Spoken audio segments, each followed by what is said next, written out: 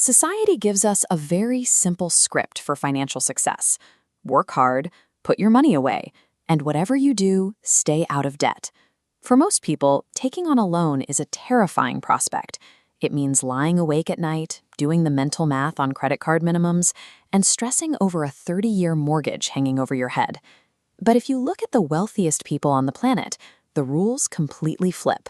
The global elite use the exact same financial tool, debt, to generate billions of dollars out of thin air. To the working class, a loan is a trap. To a billionaire, a loan is a highly engineered weapon. Your monthly interest payments are a mathematically designed feature of the economy, engineered by the very people who profit from your debt. To keep the modern economy growing, it requires a massive population of what financial analysts call willing cogs. The system pays you just enough to survive, then forces you to borrow money simply to acquire basic necessities, like a college degree or a roof over your head. We are sold this arrangement as the American dream.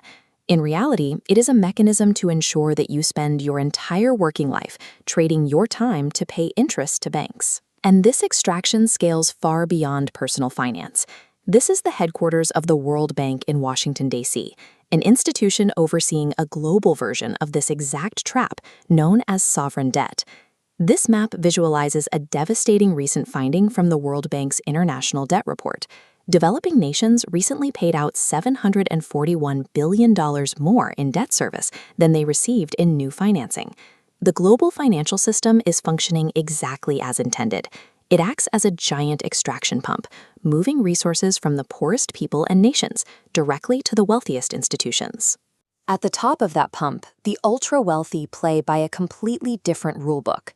When a billionaire needs cash, they do not sell their assets, because selling triggers a massive income tax bill.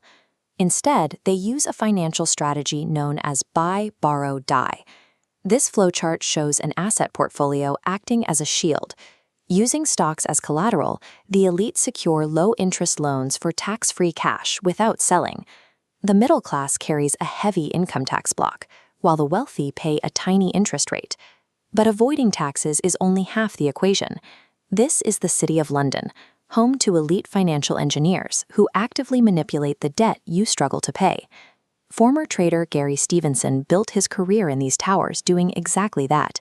Elite financial engineers analyze the math of consumer debt, betting that millions will inevitably default. By purchasing financial instruments paying out when people fail to mortgage payments, they turn a neighbor's foreclosure into a high-yield trade. These strategies convert widespread financial collapse into a private jackpot, ensuring the elite profit from the very insolvency that leaves the working class bankrupt. So, what happens when this elite weapon misfires? What occurs when massive financial institutions take on too much risky debt and their bets go bad?